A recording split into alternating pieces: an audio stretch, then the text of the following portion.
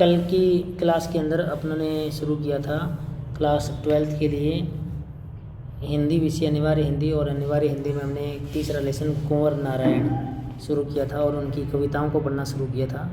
First अपनों ने पढ़ा था कविता के बहाने, और इसका ये पार्ट इतना पढ़ लिया था। आज हम इसी को आगे बढ़ाएंगे और यहाँ से स्टार्ट करते हैं आज। तो चलिए पढ़ना शुरू करें। चलिए पढ़ना शुरू करो।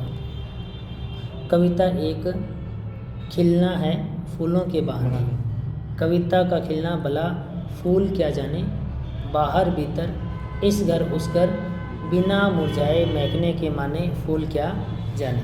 तो चलिए देखिए अपने को इस पार्ट में इतना दिया हुआ है। एक सेकंड यहाँ देखिए, चलिए एक बार फिर से देखो। चलो बोलो यहाँ से, इसका पढ़ना शुरू करो। कविता एक खिलना है फूलों के बहाने, कविता का खिलना भला फूल क्या जाने, बाहर भीतर इस घर उस घर बिना मुरझाए महकने के माने फूल क्या जाने। हाँ भाई, आपको 2-3 चीज़ों को ध्यान रखना है। एक तो आपको ध्यान रखना है कि जब भी आप इस तरह करोगे तो आपको प्रसंग लिखना होगा। प्रसंग के अलावा आपको व्याख्या लिखनी होगी, विशेष जरूर लिखिएगा। और देखो सिखा दो। चलिए सबसे पहले आपको कल भी मैंने बताया था, आपको ये ध्यान रखना है, सबसे पहले प्रसंग लिखना है। और देखो यहाँ तो बोल्ड लेटर में लिखा था, वहाँ पर तुम बोल्ड नहीं लिख सकते, तो तुम्हें प्रसंग लिख के क्या कर देना, अंडरलाइन कर देना। अंडरलाइन कर दोगे, एक अंडरलाइन या दो अंडरलाइन, तो अगले जो जांच करता है ना, कॉपी जांच करता है, उसको अच्छा लगेगा। नहीं बढ़िया, हाँ बढ़िया से लिख देना, यानी जिससे बोल्ड करके बढ़िया से बताया है। ये लाइन ध्यान रखना, प्रस्तुत काव्यांश, ये काव्य का अंश है। प्रस्तुत काव्यांश कवि कौन है भी, कुंवर नारायण द्वारा लिखित काव्य संग्रह। कौन सा काव्य संग्रह? इंद्र काव्य संग्रह इंद्र है कि ये कविता है। कौन सा? कविता के बहाने में। जो देखो पूरी तो कविता कंप्लीट हो, और कविता का जो अंश होता है उसको क्या कहते हैं? काव्यांश कहते हैं। ठीक है, यानी ये इतना काव्यांश है, ये कविता पूरी नहीं है, ये सिर्फ क्या है? काव्यांश है। और कविता का पूरे कंप्लीट का नाम क्या है? कविता के बहाने। और ये कविता किसका संग्रह है? काव्य संग्रह इन दिनों का भाग है, और इसका पार्ट ये है काव्यांश, समझ गए? और किसका है? कुंवर नारायण द्वारा लिखित है। इसमें कविता की यात्रा पर प्रकाश डाल रहे हैं। कौन? कवि कविता की यात्रा पर प्रकाश डाल रहे हैं, जो चिड़िया से लेकर फूलों तक है। मतलब कंपेयर, पहले कल वाले में तो अपने कहाँ तक क्या किया था? चिड़िया तक किया था। आज अपने फूलों से कंपेयर करेंगे।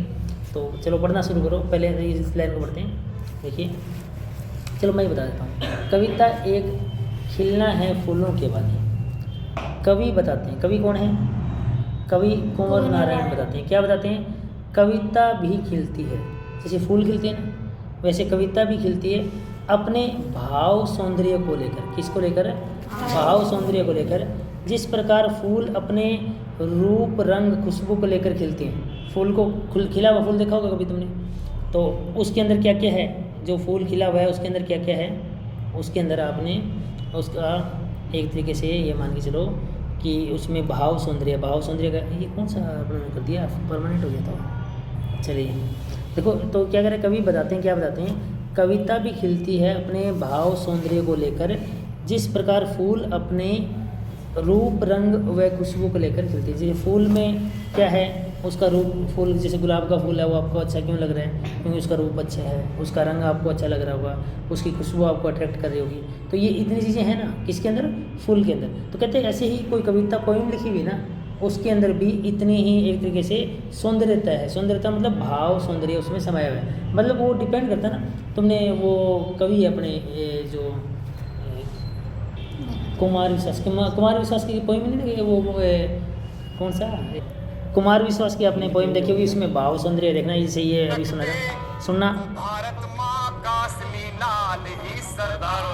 मतलब इस तरह की आप देखना, ये पोइम जो है ये भाव सौंदर्य से युक्त आपको मिलेगी। मतलब कविता जो बहुत, और भी जरूरी नहीं कुमार विश्वास के अलावा बहुत सारे कवि हैं जिनको आप सुनना, उनको रियल में आपको लगेगा यार इनको सुनने के बाद शुरू में समझ ना आए, पर एक बार समझ चीज़ें आने लगी ना तो आपको इसका कविता का भाव सौंदर्य दिखने लगेगा। मतलब कविता अच्छी है या बुरी है, उसका बोलने का तरीका, उसका लहजा, और उसका मतलब शब्दों का मतलब होता है ना भी सही जगह सही शब्द का प्रयोग करना। वो चीज़, वो भाव सौंदर्य है। तो ये ठीक है। तो कहना चाहता है, क्या कहना चाहता है, कविता एक खिलना है फूलों के बहाने, कविता का खिलना भला फूल क्या जाने। देखो फूलों का खिलना, उसका वातावरण को सुगंधित करना, फिर तय समय पर मुरझा जाना फूलों की प्रकृति व अवस्था को बताता है। लेकिन कविता फूलों की तरह खिलती तो है, उसकी तरह मुरझाती नहीं है। समझ रहे हो? फूल एक टाइम तक रहेगा, कोई भी फूल खिलेगा तो एक टाइम के बाद भी जितने देर खिला हुआ है तो आपको वो सुगंधित भी लग रहा है, ठीक है, वो मतलब उसका मतलब देख के उसको उसका रंग वगैरह भी अच्छा लग रहा है। पर मुरझा गया तो थोड़ी देर या एक दिन 2 दिन में बाद मुरझाएगा, तो ये तो कन्फर्म है फूल। लेकिन क्या कविता रूपी फूल जो है, क्या वो मुरझाएगी कभी? अगर वो खिल गई मतलब वो बहुत अच्छी बन गई, ठीक है, और दर्शकों को अच्छी लगी कि यार बहुत बढ़िया है, तो क्या उसका मुरझाने का सवाल पैदा होता है?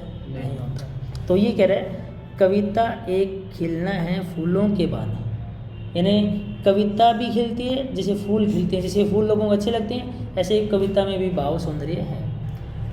कविता का खिलना भला फूल क्या जाने, कि जो फूल है ना, फूल वो आज खिले हुए कल मुरझा सकते हैं, मुरझा सकते नहीं, क्या मुरझा जाएंगे।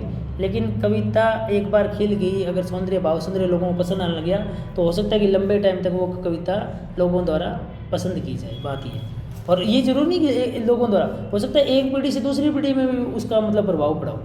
मतलब दादा परदादा को अच्छी लगती थी, अब होती है ना कई मूवीज़ पुरानी 1972 वाली, मतलब 1970 के दशक की जो मूवीज़ हैं, तो आजकल के बच्चों को वो उसकी स्टोरियाँ पसंद आती है, क्योंकि ये भागदौड़ भरी लाइफ में वो कहते हैं कि यही गाने थे, असली टाइम यही था। तो वो 1972 का मतलब 70 का दशक की मूवीज़ है, उस वक्त के गाने हैं, उस वक्त की मूवीज़ आज के लोगों को पसंद आ रही है। तो पीढ़ियाँ बदल गई कि नहीं बदल गई, जनरेशन बदल गई। चलिए हाँ भी आगे देखो, आ जाओ यहाँ हो, बाहर भीतर इस घर उस घर, बिना मुरझाए महकने के माने फूल क्या जाने। देखो क्या कहना चाहते हैं, कविता अपने भावों के कारण, संदेश प्रेरणा के कारण, अस्तित्व के कारण सदैव खिली रहती है और अपनी विशेषताओं की सुगंध फैलाती रहती है।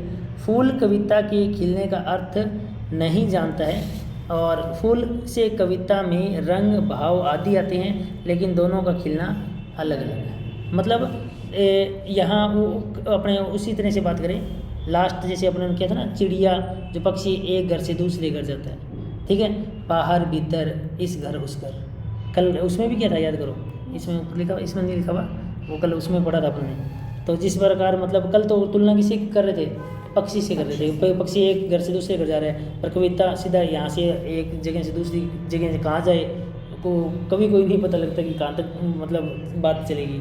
तो वही बात है, आज फूल का है, फूल का मतलब दायरा क्या है, लिमिटेड है, लेकिन कविता का दायरा क्या है, असीमित है। तो फिर एक बार देख लो, कह रहा है कि कवि बताते हैं कि कविता भी खिलती है, किससे, अपने भाव सौंदर्य को लेकर। जिस प्रकार फूल अपने रूप रंग और खुशबू को लेकर खिलते हैं, फूलों का खिलना उसका वातावरण को सुगंधित करना, फिर एक समय बाद उसका मुरझा जाना फूलों की प्रकृति और अवस्था को बताते हैं। लेकिन कविता जो है, या कविता रूपी फूल जो है, कविता फूलों की तरह खिलती तो है, पर उसकी तरह मुरझाती नहीं है। कविता अपने भावों के कारण, संदेश प्रेरणा के कारण, बहुत सारी कविताओं में संदेश, अब जैसे प्रेरणा दी हुई थी, सैनिकों के बारे में प्रेरणा, फौजियों के बारे में प्रेरणा, ठीक है, प्रेरणा के कारण, अस्तित्व के कारण सदैव खिली रहती है, एक पीढ़ी से दूसरी पीढ़ी में भी लोगों को पसंद आ सकती है और अपने विशेषताओं की सुगंध फैलाती रहती है। फूल कविता के खिलने का अर्थ नहीं जानता, मतलब फूल कैसे जानेगा, कविता भी खिल रही है, नहीं जान पाएगा, नहीं जानता। फूल से कविता में रंग भाव आदि आते हैं, फूल से कविता में रंग भाव आदि आते हैं, लेकिन दोनों का खिलना अलग अलग है। समझ रहे हो, एक खिल के बाद मुरझा जाएगा और एक खिलने के बाद मुरझाएगा नहीं। विशेष लिखना आपको, कविता व फूल की तुलना प्रस्तुत की गई, सही बात है। कविता की तुलना किसे की गई है, फूल से, और कल किससे की गई थी, कवि ने चिड़िया की उड़ान के बहाने कविता की तुलना की थी, याद है, ठीक है। दूसरा, शांत रस व मुक्त छंद का प्रयोग है, ये ज़्यादा अच्छे समझ पाएगा जिसके पास हिंदी साहित्य है, ये अनिवार्य हिंदी वाले, ये इतना गहरा है, नहीं डूबेगा, पर तुम लिखना, शांत रस मतलब मन को शांति देने वाला है, और मुक्त छंद का प्रयोग हुआ था। छंद इनके टॉपिक लेसन लगता है, ठीक है, तो छंद ये ज़्यादा समझेंगे, कौन से, हिंदी लिटरेचर वाले, साहित्य वाले। सरल सहज खड़ी बोली में अनुप्रास और प्रश्न अलंकार है, इनके टॉपिक अलंकार। अब तुम्हारे वो भी नहीं है, तो तुम तो बस ये याद कर के चले हो, हिंदी साहित्य वाले से ज़्यादा अच्छा तरीके से बोल सकते हो। तुम्हारे है क्या? कल वाले में भी देखो, बादशाह सहज सरल पूर्ण अर्थपूर्ण है, प्रतीकात्मक एवं सांकेतिक शब्दावली प्रस्तुत है। तो आपको प्रसंग के साथ साथ व्याख्या करनी है और व्याख्या के साथ साथ क्या करना है, विशेष क्या, इतना कर लोगे? आज के लिए इतना है।